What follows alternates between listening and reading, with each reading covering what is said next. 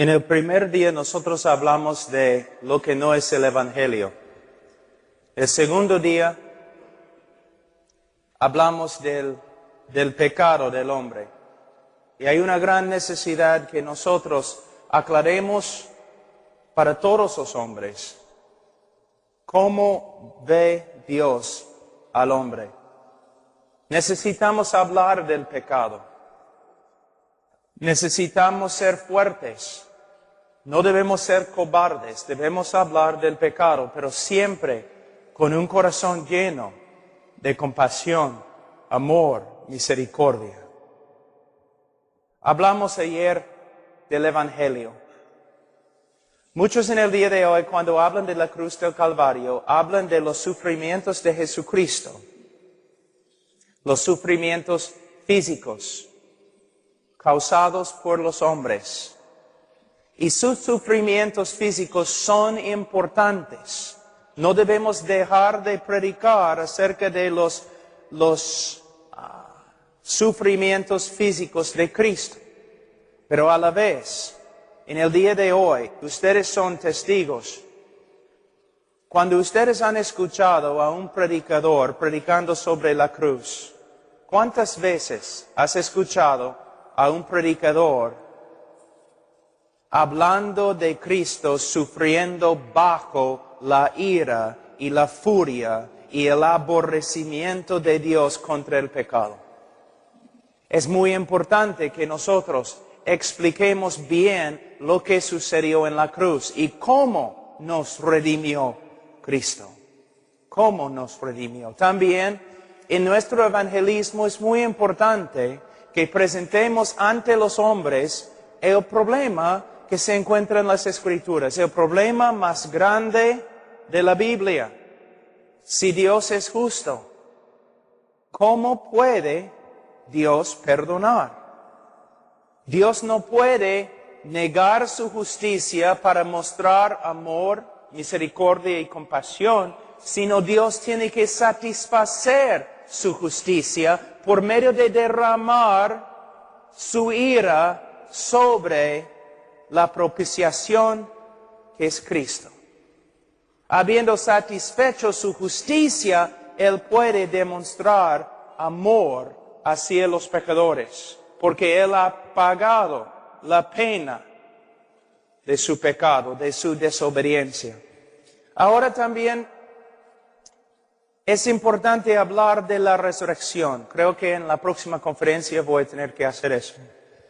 Debemos enfatizar que Cristo no solamente murió, sino también resucitó, y el significado de la resurrección. Se puede escribir libro tras libro tras libro con respecto a la resurrección de Cristo. Pero con respecto al Evangelio y la predicación del Evangelio a un pecador, es importante enfatizar que la resurrección de Jesucristo fue la señal, la evidencia pública de su Padre, que su Padre había aceptado su sacrificio como paga por nuestro pecado. Ahora, después de predicar el Evangelio, ¿qué debemos hacer?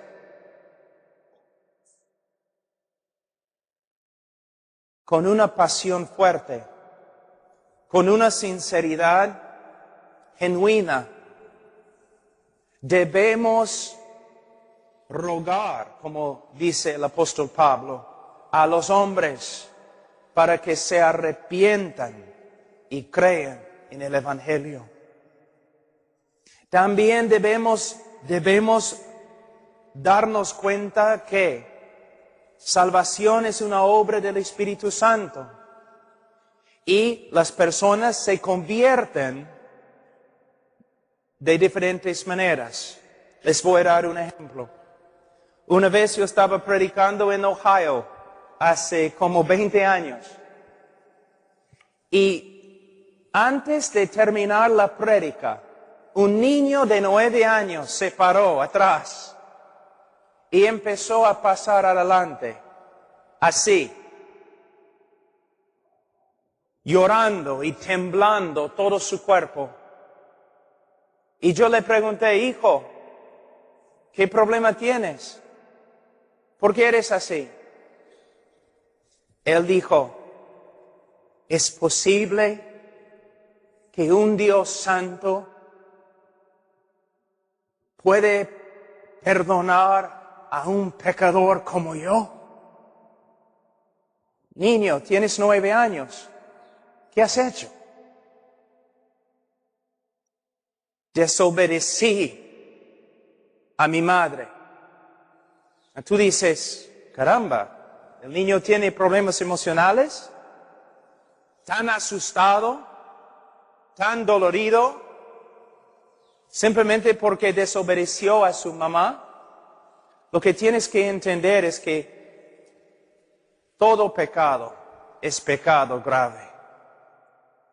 El Espíritu Santo estaba usando su rebeldía contra su madre para mostrarle que era pecador y que merecía el infierno.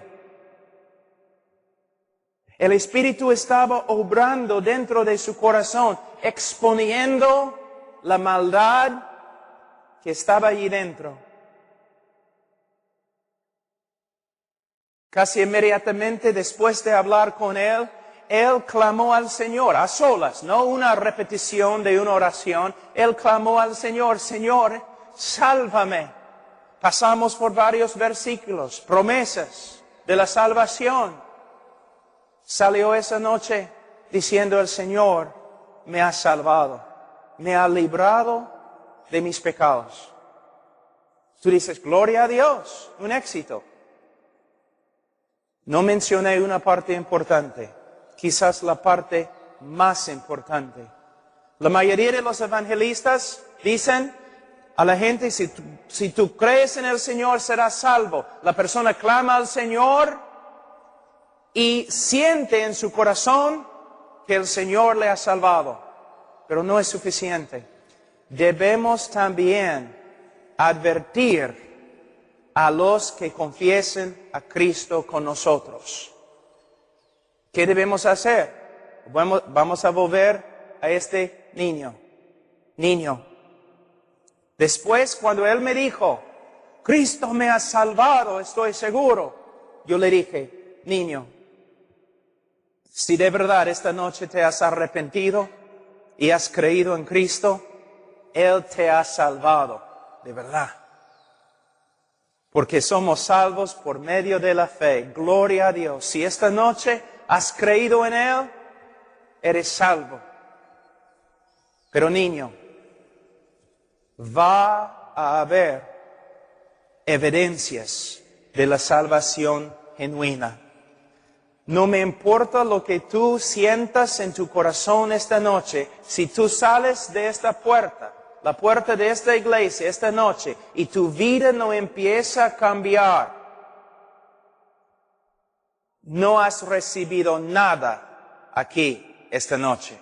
La evidencia de la salvación genuina, la conversión genuina, es que va a continuar.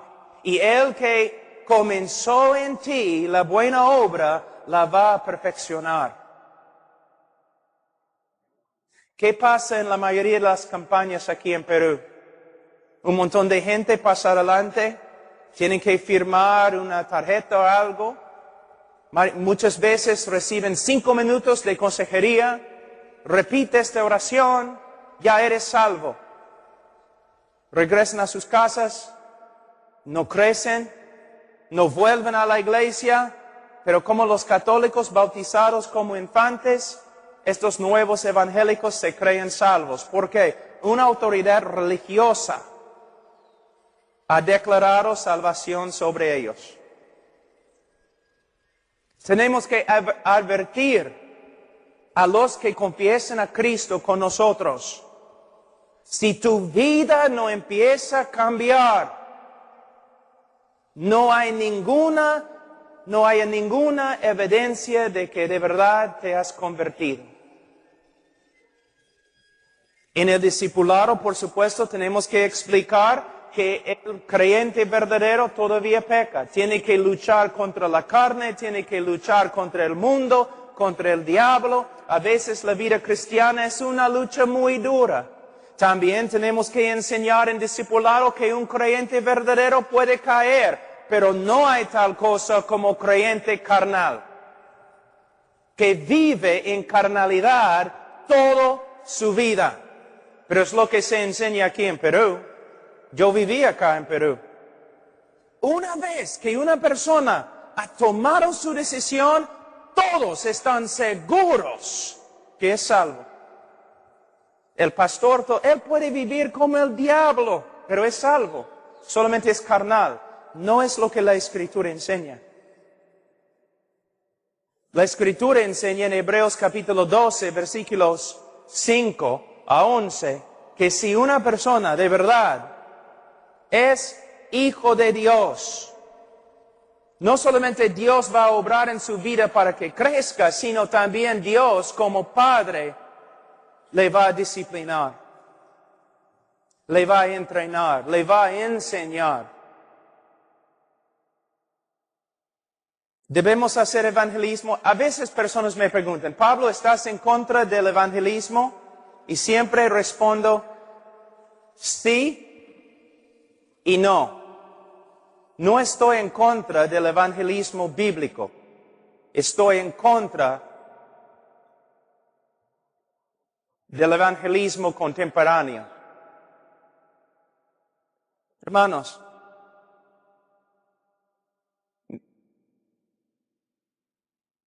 pensemos un ratito en lo que estamos haciendo. Y no pueden negarlo. Grandes campañas, música,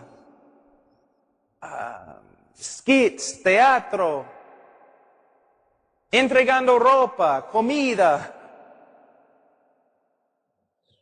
juegos, jóvenes, letreros, luces, una prédica de un hombre muy carismático y luego después una invitación. Y enseñamos ahora a los evangelistas cómo deben hacer las invitaciones. ¿No? Primero, ¿no? ¿Cuántas personas aquí esta noche quieren recibir a Cristo? Todas las cabezas inclinadas, nadie está mirando. ¿Qué es eso? Nadie está mirando. Ahora levanta la mano. Ok, no vas a levantar la mano. Levanta el dedo. Yo veo tu dedo. Ahora que te veo, tienes que pasar adelante porque te he visto. Pasen adelante. Consejería. Mayormente consejería no bíblica. Entrenamos a un grupo de hermanos o jóvenes cómo aconsejar con un folletito que tiene varias etapas. Y si la persona dice sí a cada pregunta, entonces recibe la declaración, eres salvo.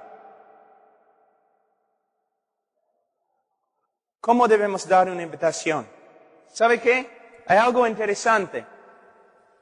Hay un doctor Dallimore, que es uno de los historiadores de la iglesia más grande, vive en Canadá, y es experto en los puritanos, los bautistas de antigüedad, el evangelismo histórico. Y un amigo mío lo llamó una vez, dijo, ¿y cómo invitaron a los puritanos y los bautistas tempranos? ¿Cómo invitaron ellos a los pecadores para que reciban la salvación? Y él dijo, bueno, desde el comienzo de su sermón hasta el fin, estaban proclamando a los hombres, vengan a Cristo, vengan a Cristo, vengan a Cristo, reciban a Cristo, creen en Cristo, arrepiéntense. Pero si los puritanos y los bautistas tempranos no daban invitaciones como nosotros, ¿cómo sabían cuando una persona de verdad se convertía? Y él dijo, oh, fácil. La persona seguía en la iglesia y seguía creciendo en santidad. Ahora nosotros, ¿cómo sabemos en las campañas en el día de hoy que una persona ha recibido a Cristo? Porque ha repetido una oración con nosotros y nunca regresa a la iglesia. Y no crece en santidad. Tenemos 400 decisiones, quizás 3 personas reciben a Cristo, tú dices gloria a Dios, ellos vienen a la iglesia, reciben discipulado, pero hay más que 300 personas ahora engañadas por causa de nuestra manera de hacer evangelismo. Podemos dar invitaciones, por supuesto, pero debemos dar invitaciones bíblicas. Arrepiéntense. Cree en el Señor Jesucristo y serás salvo. Si quieres recibir consejería esta noche, pasa adelante, no tengo ningún problema. Pero cuando pasen adelante, deben recibir a consejería bíblica de alguien que conoce la Biblia. En vez de una persona que no sabe nada de salvación, pero sabe cómo repetir un folletito.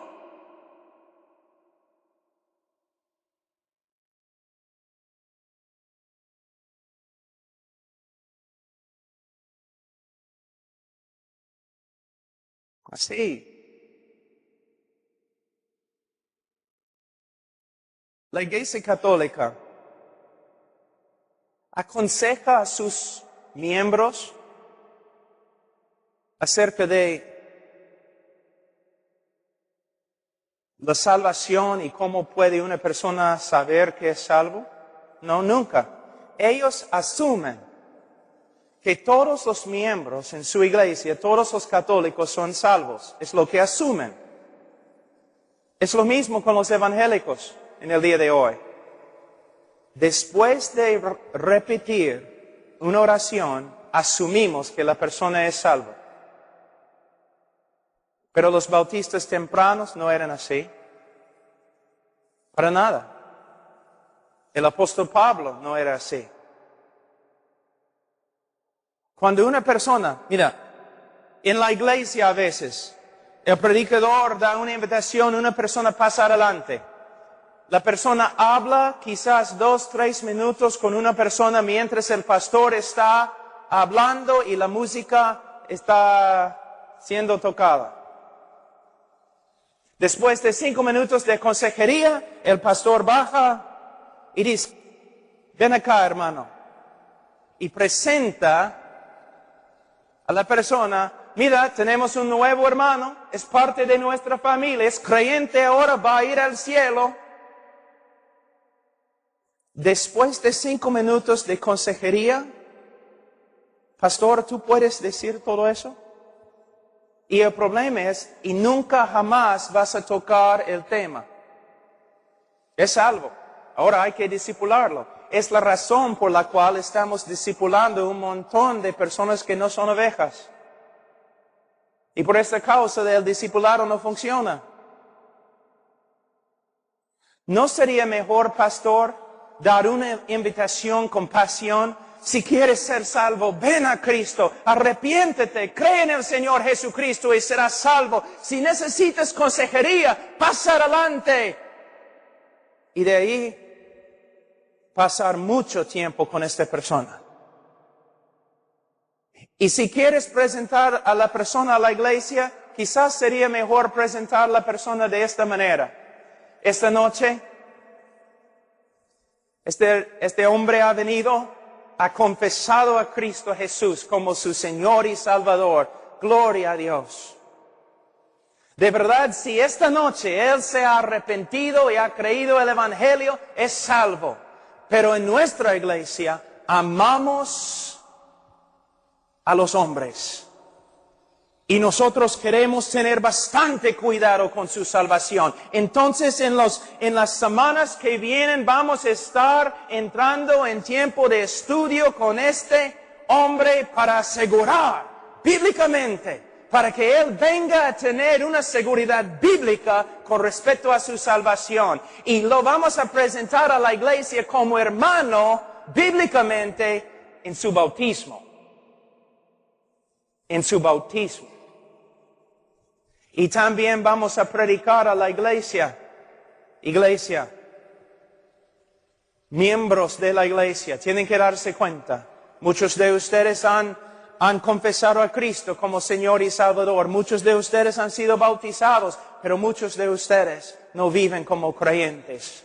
No crecen.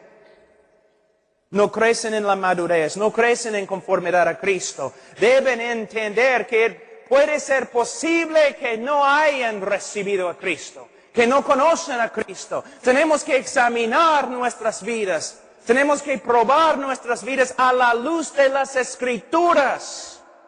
Como dice Pablo en 2 Corintios capítulo 13, versículo 5. Hermanos, no podemos simplemente asumir que una persona es cristiana simplemente porque una vez en su vida repitió una oración con nosotros. No es bíblico. No es bíblico. Como dije, una ilustración en la primera prédica. A veces, una persona pasa adelante y de verdad el Señor ha obrado en su corazón,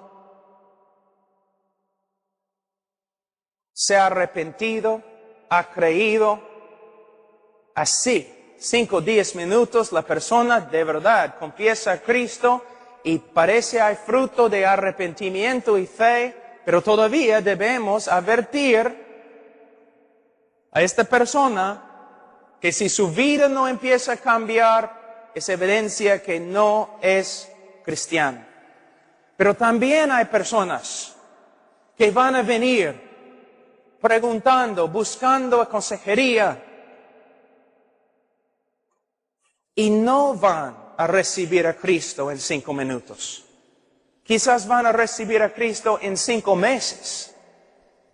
Pero ¿qué hacemos nosotros? No, tenemos que tener una decisión esta noche. Tenemos que tener una decisión esta noche. No. Tenemos que seguir las Escrituras y la obra del Espíritu Santo, que es soberano. Él puede obrar en la vida de un hombre como Él quiera. Una vez había una mujer que se acercó después de una reunión que tuvimos ahí en Missouri. Se acercó, llorando, Pastor Pablo, he destruido mi vida con el pecado. Está bien, vamos a hablar. Nos sentamos, hablamos. No sé por qué, pero le pregunté, señora, ¿una vez has orado una oración, has repetido una oración para recibir a Cristo en tu corazón? Y ella dijo, sí. Yo le pregunté, ¿cuántas veces? 6. No funcionó, ¿no? Tú has orado una oración 6 diferentes veces en tu vida y todavía vives en pecado y tu vida es un desastre. Pastor Pablo, ¿qué debo hacer? Bueno, debes arrepentirte y creer el Evangelio. Pero ¿cómo puedo hacerlo? Solo Dios. Solo por medio de Dios. ¿Qué debo hacer? ¿Estás arrepentido? Bueno, me da miedo porque no tengo arrepentimiento. ¿Crees? Bueno, yo sé que es el Hijo de Dios, pero no dependo de Él. Yo no entiendo. Entonces pasamos por las Escrituras. Al final yo le dije, señora, vete a tu casa. Pero pastor, tengo tanto miedo. Que bien, vete a tu casa. Métete en tu cuarto y busca al Señor hasta que te salve. Se fue a su casa, regresó la próxima noche y dijo, regresó como un desastre. Y ella dijo, busqué al Señor toda la noche, no tengo paz. Mujer, yo no te puedo dar paz. Yo no te puedo dar paz. Pero Pastor Pablo, estás pensando, ¿por qué no ores con ella? 6 pastores ya han orado con ella. Y no le ayudó. Pastor, ¿qué hago? ¿Todavía no tienes paz? No. ¿Todavía no tienes seguridad de salvación? No. Vete a tu casa. ¿Y qué hago? Busca al Señor hasta que te salve. La próxima noche su papá estaba en la iglesia, estábamos allí orando antes del servicio, antes del culto, estábamos orando, la música empezó, entonces él se fue a su asiento y yo regresé a la primera fila. Yo estaba orando, llorando, Señor, salva a esa mujer. Y de repente sentí que alguien se sentó a mi lado. Abrí mis ojos, la mujer, con un gozo como ni puedo describir. Yo le pregunté, ¿y qué pasó? Anoche busqué al Señor casi toda la noche. Por fin caí en sueño. Yo no podía más. Pero esta mañana, cuando me desperté, el momento que empecé a buscar al Señor, Él confirmó con el Espíritu Santo todas las promesas acerca de salvación que yo estaba leyendo. Y el Espíritu Santo testificó a mi corazón que ahora soy hija de Dios. Es el poder de Dios en la salvación en vez de un rito evangélico. Hemos reducido el Evangelio de Jesucristo a nada más que debes tomar tu decisión. ¿Y sabe qué? Es la idolatría de decisionismo. Yo puedo ir a muchos de tus convertidos, las personas que se han convertido contigo, yo puedo ir a ellos, yo puedo preguntarles, ¿y si murieres ahora mismo, dónde irías? ¿Al cielo? ¿Por qué? Tomé mi decisión. Tomé mi decisión. Están confiando en la sinceridad de su decisión. La respuesta correcta es, estoy confiando en Cristo. Estoy mirando a Cristo. Cristo murió por mí. En Él confío. Él ha obrado en mi corazón. Me ha cambiado. Soy una nueva criatura. Mira cómo es nuestro evangelismo en el día de hoy. Hermanos, después de casi 25 años predicando, estoy harto con lo que veo. Y yo sé que muchos están enojados conmigo.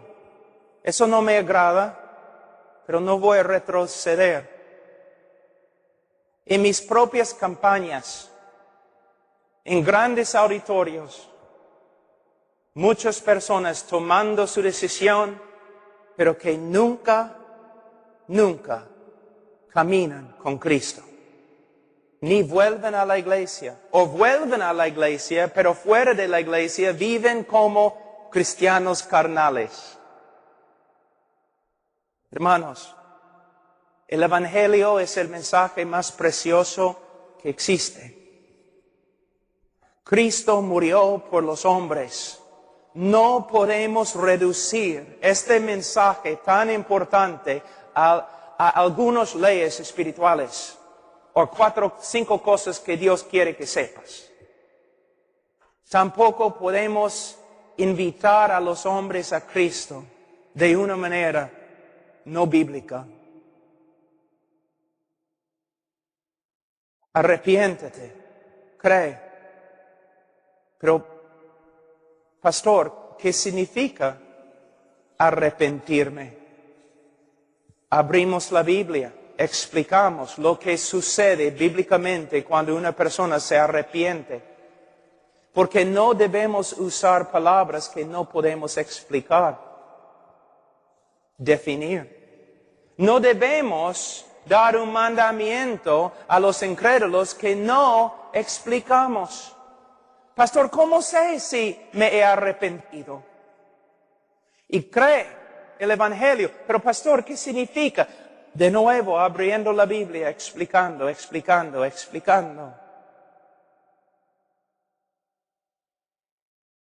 En los Estados Unidos y también en Perú,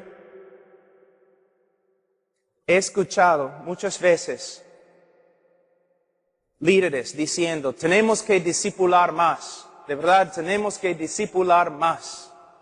¿Por qué? Porque tenemos tantas personas saliendo de la iglesia como personas entrando en la iglesia. Y la razón por la cual las personas están saliendo es porque no están recibiendo discipulado. No es lo que dice la Biblia. ¿Qué dice Primera de Juan?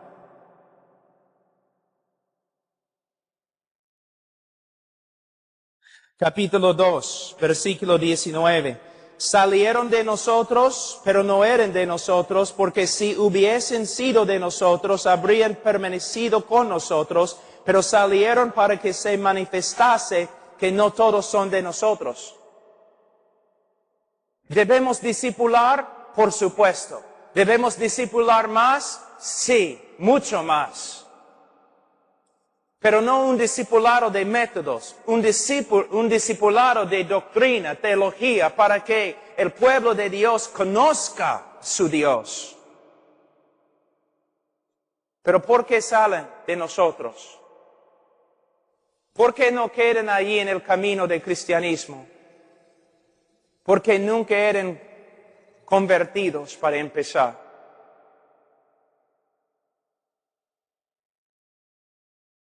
La razón por la cual nuestros convertidos son tan carnales es porque son carnales. Nunca han sido convertidos. De verdad, nunca han tenido la oportunidad, porque el mensaje que predicamos muchas veces no es el Evangelio. La invitación que damos es muy superficial y nunca damos advertencias acerca de cómo uno puede tener una seguridad bíblica de la salvación.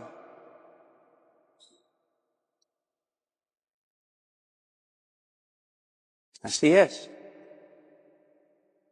Hermanos, la razón por la cual soy bautista no es por causa de los bautistas en el día de hoy. Es por causa de los bautistas de hace 150 años.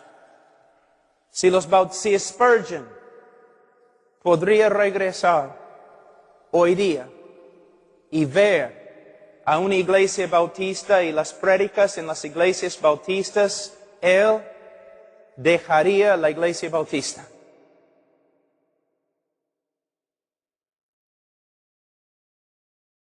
Hemos cambiado. Somos más influenciados por la psicología y la ideología de este mundo que las Escrituras. No podemos seguir el pragmatismo.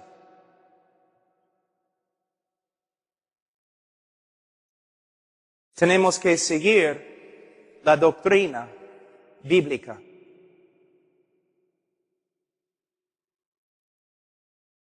¿Tuviste 400 personas convertidas en tu campaña? ¿Qué hiciste? ¿Qué método usaste? ¿Qué tipo de música tocaste? ¿Dónde colocaste las luces? Quiero ver tu propaganda.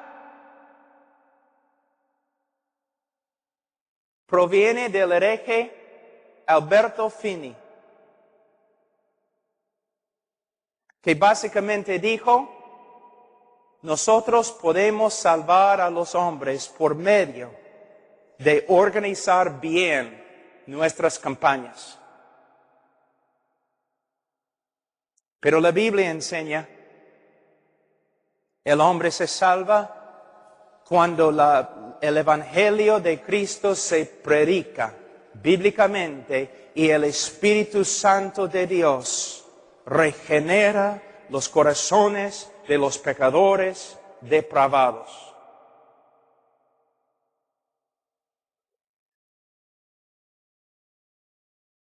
Es mi última prédica. Solamente quería resumir. Pero quiero terminar en 2 Corintios, capítulo 13.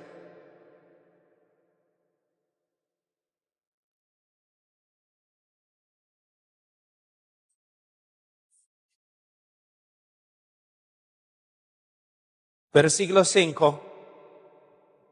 Muchos en la iglesia en Corinto no andaban bien.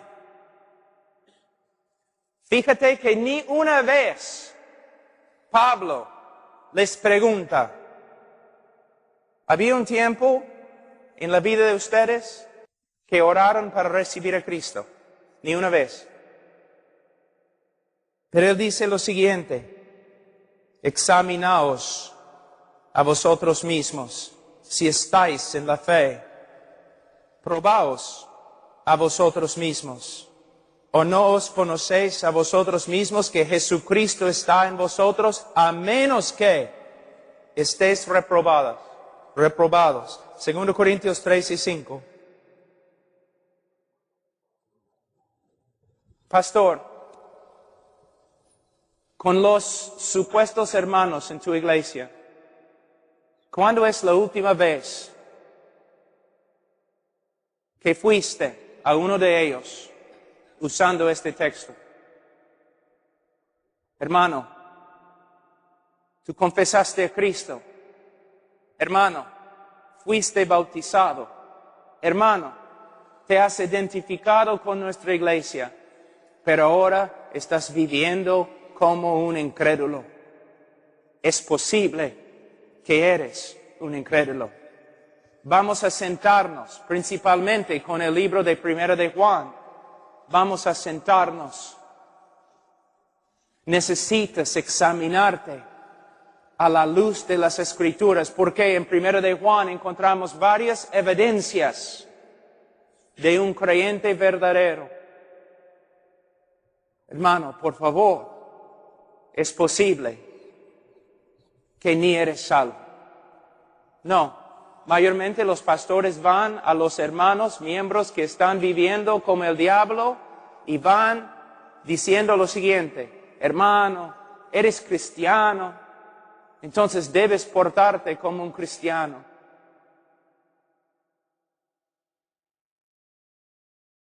No.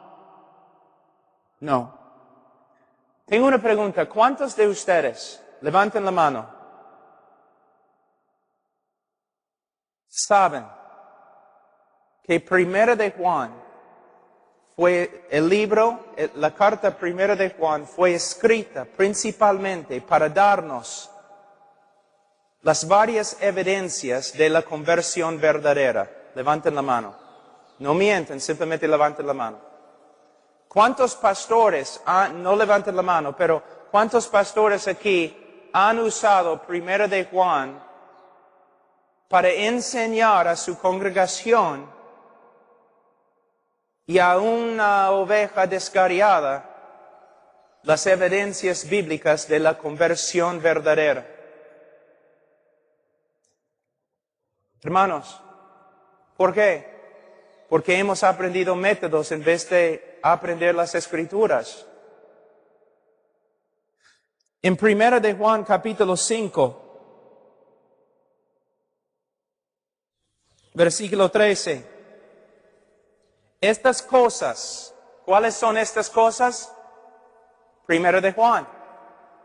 Estas cosas os he escrito a vosotros, a la iglesia, que creéis en el nombre del Hijo de Dios, para que sepáis que tenéis vida eterna. Hermanos, a través de la historia de los bautistas, de los presbiterianos, congregacionalistas, aún metodistas, a través de la historia de las iglesias bíblicas en los últimos, 100, 200, 300, 400 años. Este libro fue escrito, fue enseñado a los que confesaban a Cristo para que tuvieran una seguridad bíblica con respecto a su propia conversión, pero en el día de hoy no se usa. Porque si un hermano duda su salvación, mayormente la pregunta es, hermano, ¿me dices que estás dudando tu salvación? Sí. Bueno, voy a hacerte algunas preguntas. ¿Había un tiempo en tu vida cuando oraste y pediste a Cristo que entraras en tu corazón? Sí, pastor. Bueno, ¿estabas sincero cuando le pediste? Bueno, creo. Entonces eres salvo. Es el diablo que te está molestando. ¿Cuántas veces has usado este método? Es el diablo que te está molestando. ¿Dónde aprendiste esto? De otra persona, pero tienes que preguntarle a él, ¿dónde aprendiste esto? Porque no se encuentra en la Biblia. Cuando una persona viene y dice, tengo dudas con respecto a mi salvación, ¿qué debemos hacer? Debemos ser bíblicos. Debemos ir a 1 de Juan y decir, mira, esta carta fue escrita para que una persona tenga la evidencia bíblica de la salvación. Para que una persona pueda tener una seguridad bíblica de la salvación. Entonces vamos a pasar por todo el libro y tú vas a examinar tu vida a la luz de este libro. Pero este libro, como el Evangelio mismo, ha sido olvidado, abandonado, ha sido puesto a un lado y no se usa en el día de hoy. Por eso nuestro evangelismo es tan superficial y tenemos un montón de conversos que no son conversos.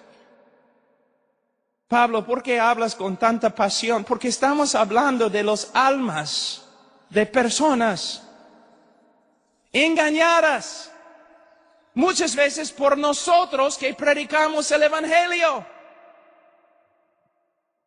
Mira cómo hemos reducido el evangelio de esta forma. ¿Quieres ir al cielo? Oh, ¿sabes que eres pecador? Sí. ¿Quieres ir al cielo? Sí. Entonces repites esta oración. Ok. Ellos repiten la oración. ¿Fuiste sincero cuando oraste? Bueno, creo. Entonces eres salvo. Si dudas tu salvación, estás dudando a Cristo porque Él dice que eres salvo.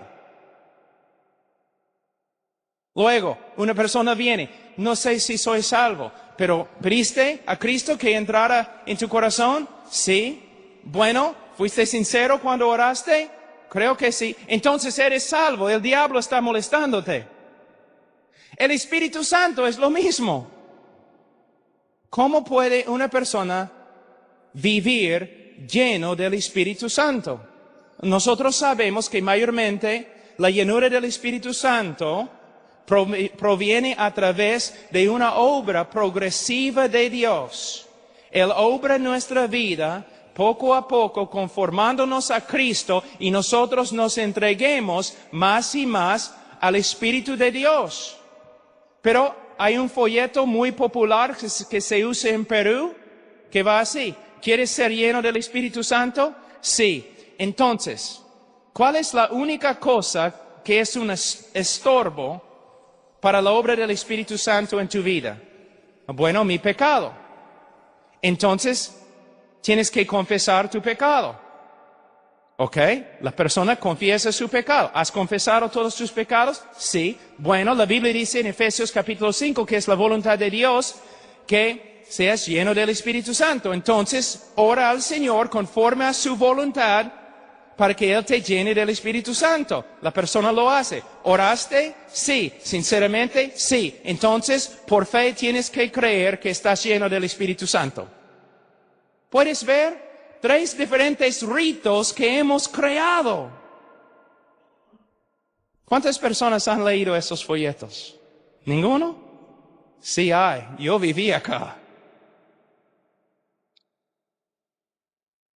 Pero cuando una persona viene y dice, no sé si soy salvo, yo voy al libro de Primera de Juan y digo, ok, vamos a tomar un examen. Juan 1:5. Este es el mensaje que hemos oído de Él y os anunciamos. Dios es luz y no hay tinieblas, ningunas tinieblas en Él. Significa que Dios es santo, sí, pero mayormente en el contexto de Primera de Juan, esta iglesia fue atacada por un grupo que al final llegó a ser los gnósticos. Y ellos enseñaron que Dios era un Dios esotérico, oscuro, y nadie podía conocer a Dios y nadie podía conocer su voluntad.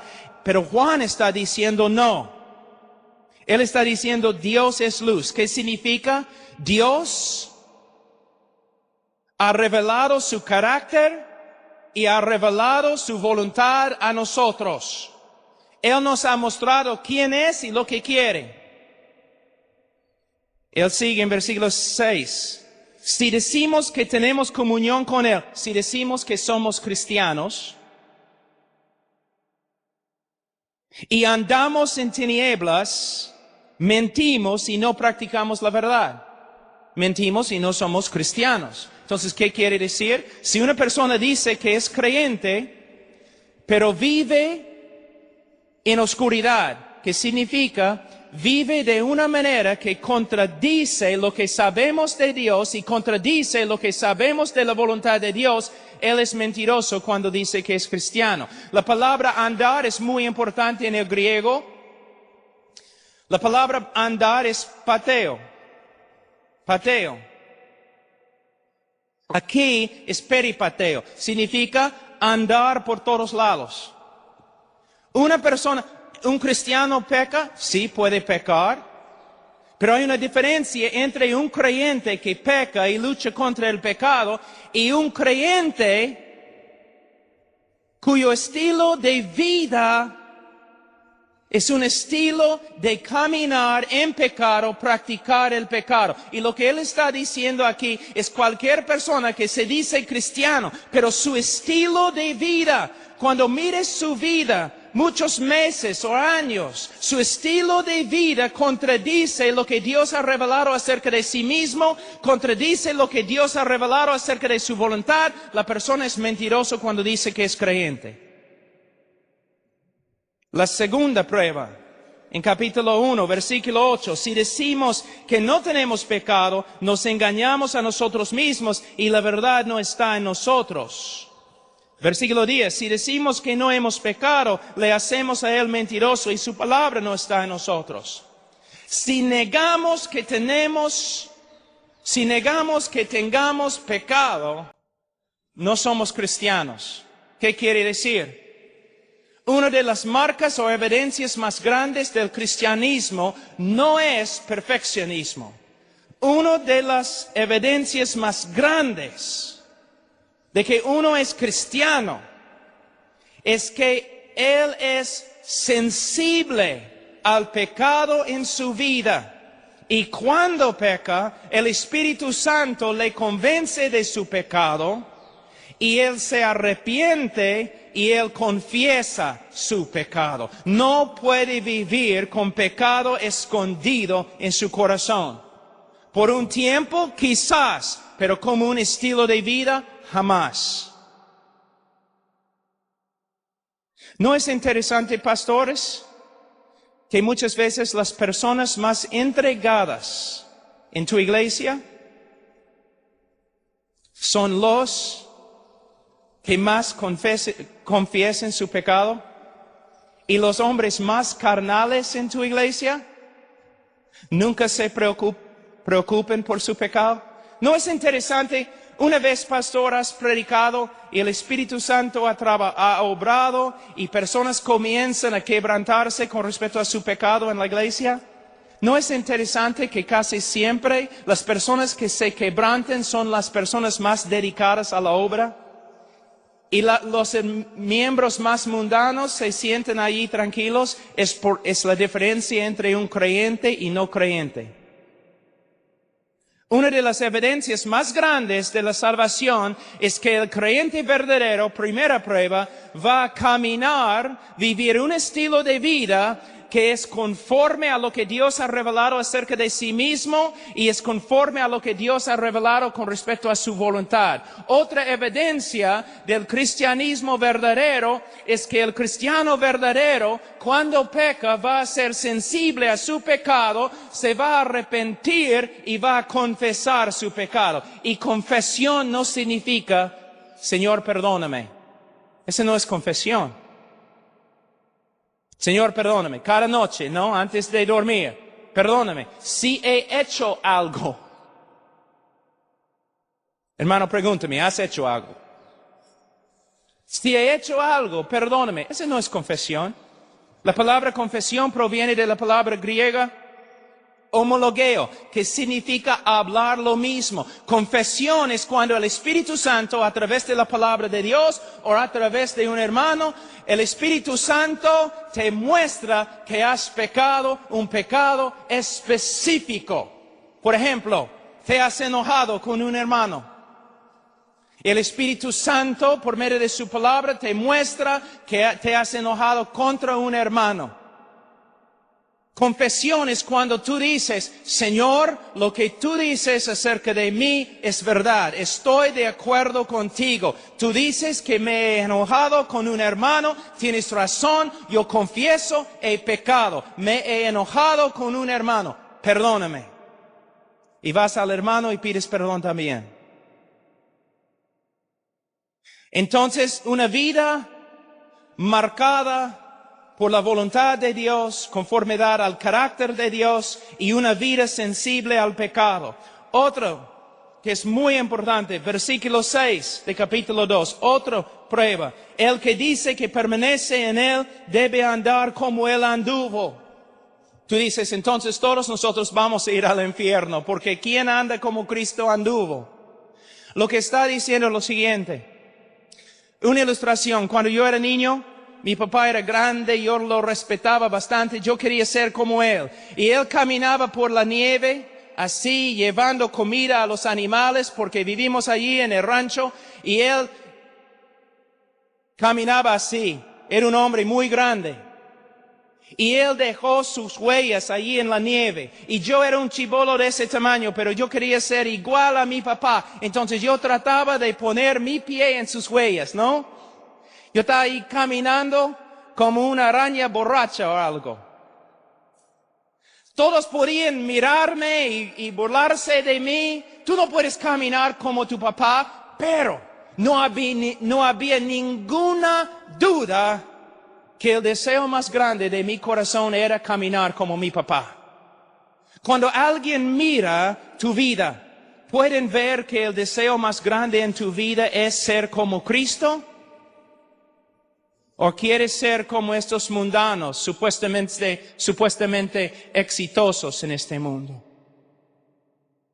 ¿Se nota una realidad en tu vida, un deseo de ser conforme a la persona de Cristo? Otra prueba.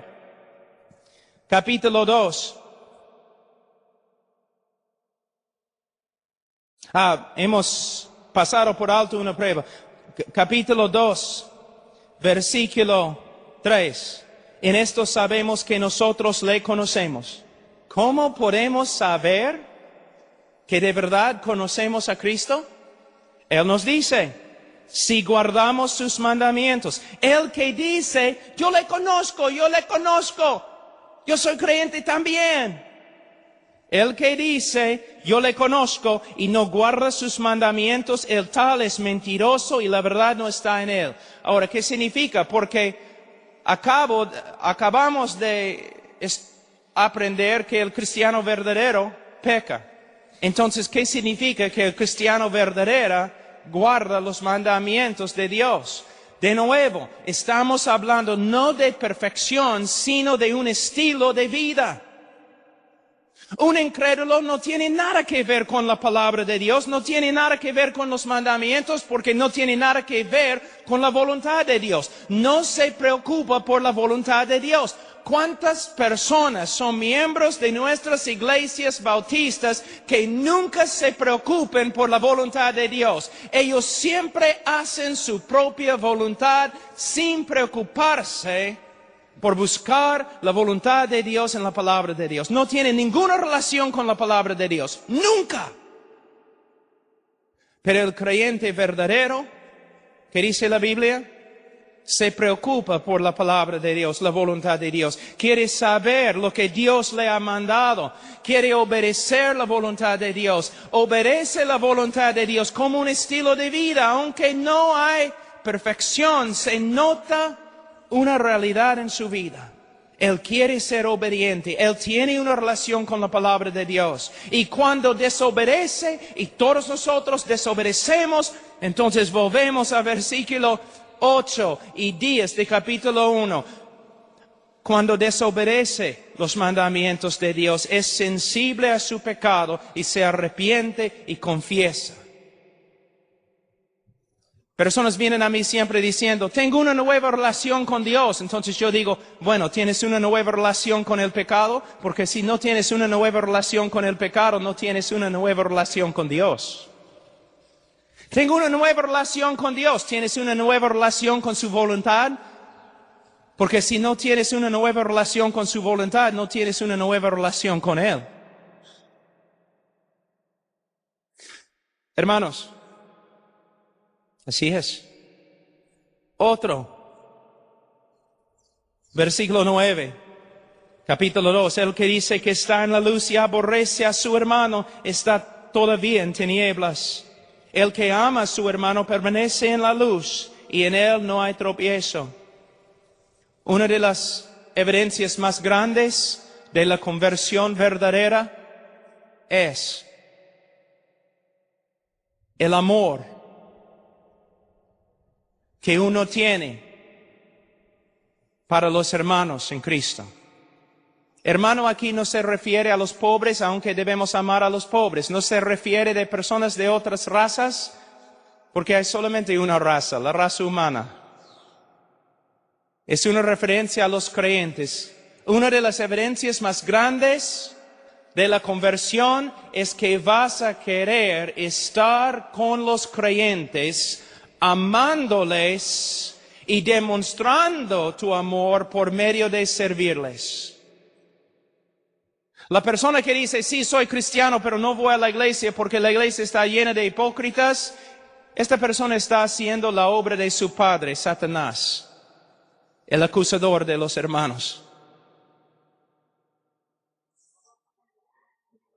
Porque si de verdad los hermanos no están andando bien, un hermano verdadero que los ama va a ir a ellos y ministrarles para que se arrepientan.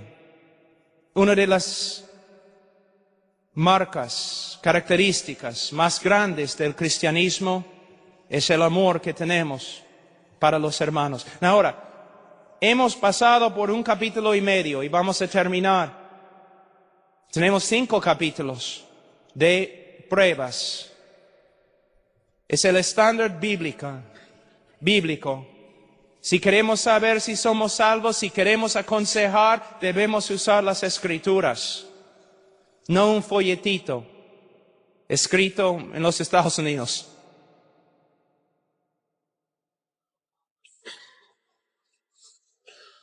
Solo para mostrarles cómo podemos malinterpretar un texto. La Biblia dice que debemos amar a los hermanos. El que no ama a los hermanos demuestra que no es creyente. ¿Ustedes recuerdan en Mateo 25 cuando Jesús habla del juicio de las naciones? Y algunos van al infierno y otros van al cielo. Y Él dice, yo estaba en la cárcel y no me visitaste. Yo tenía hambre, no me diste a comer. Desnudo, no me diste ropa. Con este texto nosotros decimos, bueno, debemos tener ministerios en la cárcel y debemos dar ropa a los pobres. Este texto no tiene nada que ver con un ministerio en la cárcel. No tiene nada que ver con dando ropa a gente pobre. Lo siento, no es el contexto. Debemos tener ministerios en la cárcel, por supuesto. Debemos evangelizar a cada criatura y hay muchas criaturas en la cárcel. Debemos evangelizar ahí. Debemos dar ropa a los desnudos, por supuesto. Debemos dar alimento a los que tienen hambre, claro que sí. Pero no es lo que Jesús está enseñando en ese texto. ¿Qué está enseñando? Él no está diciendo, yo, Jesús, era asesino y no me visitaste. Él no está diciendo, yo era un ladrón en la cárcel y no me visitaste. No es lo que él está diciendo. Él está diciendo lo siguiente.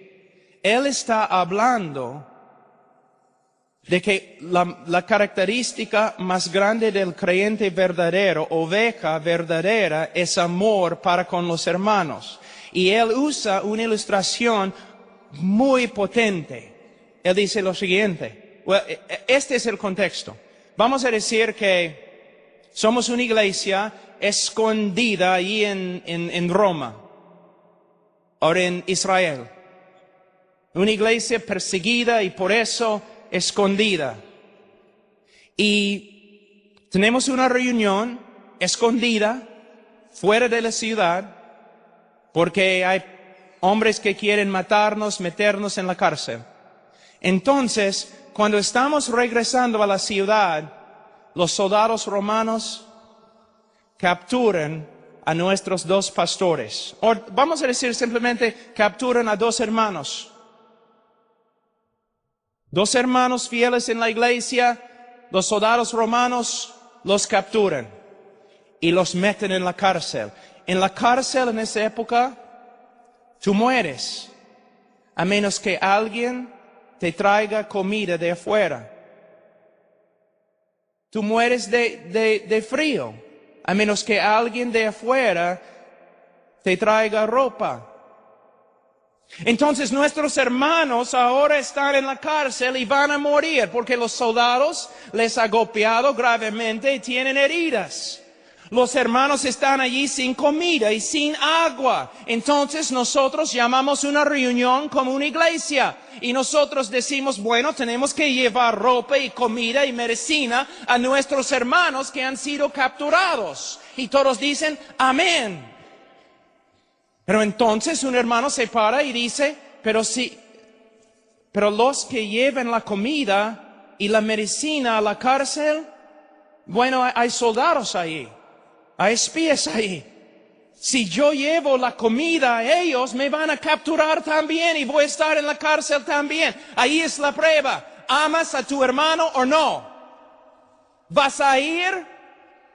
Aunque quizás te maten, vas a ir. Es lo que Jesús está diciendo. Él no está hablando de personas en la cárcel que han cometido robo o asesinato. Él está diciendo que la evidencia más grande de que eres oveja es que vas a arriesgar tu vida por los hermanos porque los amas. Pero puedes ver cómo nosotros sacamos un texto fuera de su contexto y decimos que somos bíblicos. ¿He probado mi punto? Hermanos, tenemos que estudiar las Escrituras. No simplemente leer algo y usarlo. Es como un evangelista una vez dijo, Apocalipsis 3:20, aquí estoy a la puerta y llamo, si alguno oye mi voz y yo abre la puerta, yo entraré a él. Yo le dije, después de la reunión, pero hermano, en el contexto gramático de Apocalipsis 3:20, Jesús no está tocando a la puerta del corazón de un pecador, está tocando a la puerta de una iglesia. Él me dijo, yo sé, Pablo, pero funciona. Pero hermano, pragmatismo es muy peligroso. No debemos hacer algo porque funciona. Debemos hacer algo porque es lo que la Biblia enseña. ¿Podemos decir a los pecadores que Cristo está llamando? A veces aún podemos usar este texto como una ilustración. Creo que sí, no voy a pelear. Pero debemos tener bastante cuidado porque la mayoría de las personas en los Estados Unidos y también en Perú creen que Cristo está tocando a la puerta del corazón de un pecador en ese texto cuando no es así. Está tocando a la puerta de una iglesia rebelde y fría. ¿Ves? No tenemos el derecho de torcer las Escrituras simplemente porque funciona. Oremos.